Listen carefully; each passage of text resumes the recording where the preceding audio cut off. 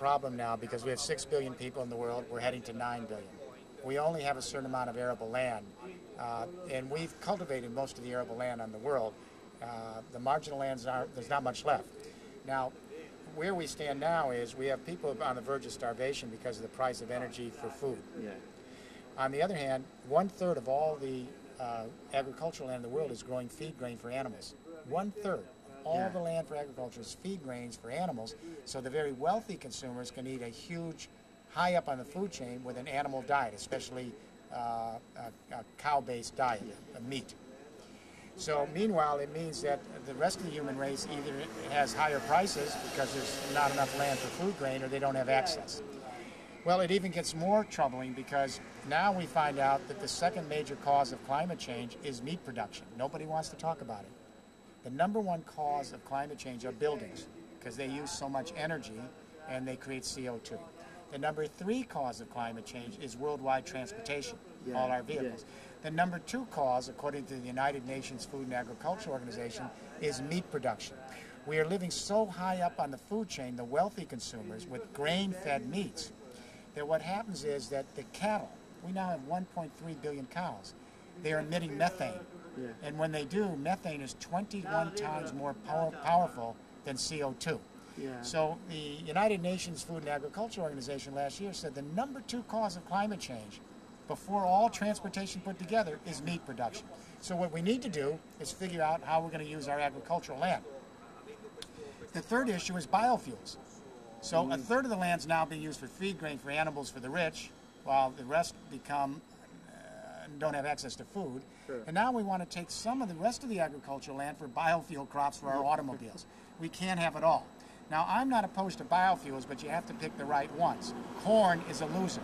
The amount of energy to make corn is almost as much as whatever energy you get out of the corn.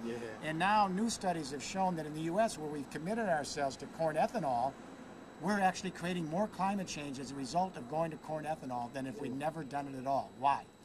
As we go to corn ethanol, there's not enough land to grow food. Therefore, marginal lands are being cleared, and when the trees are burned, it emits more CO2. So new studies in the U.S. say that as we move to corn ethanol, we've actually created more climate change than if we'd never done it. Now, it is funny if it weren't so sad. There are other biofuels that would be useful. Sugar beets, you use the waste. There are other agricultural crops that would be good, but what we need to do is ask, what do we use our land for? What we should be doing is taking the feed grain, and that land should now be food grain, and some of it biofuel.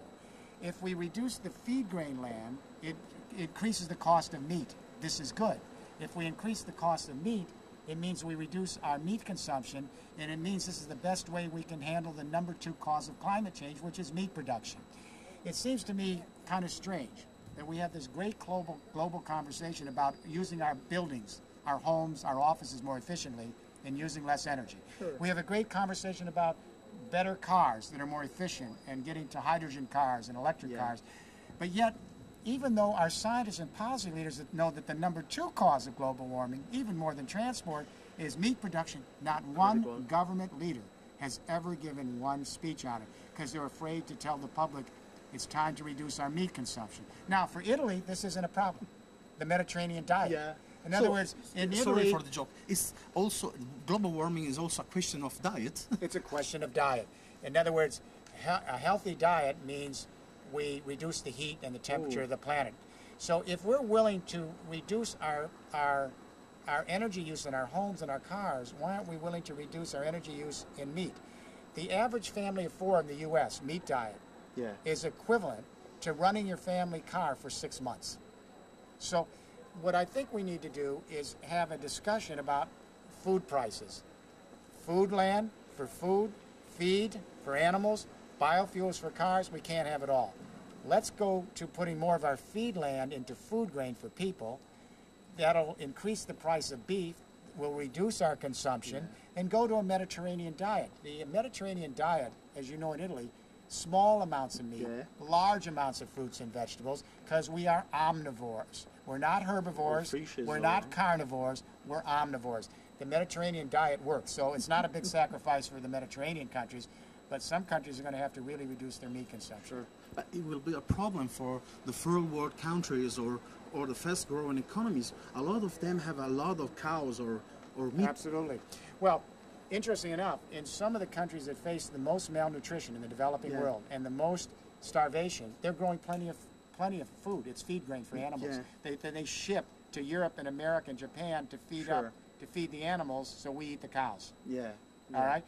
The waste of the energy chain by growing feed grain and putting in petrochemical fertilizers and pesticides and energy to distribute it, and then we eat that pound of steak, the amount of energy we get compared to all the energy we wasted to get that pound of grain-fed steak is outrageous, morally outrageous. We can get much more protein by eating the appropriate legumes and plants than by eating high up in the food chain. So to the extent that wealthy consumers are gorging ourselves with meat, we're destroying the planet with climate change. That is the conclusions of the United Nations Food and Agriculture Organization landmark scientific study.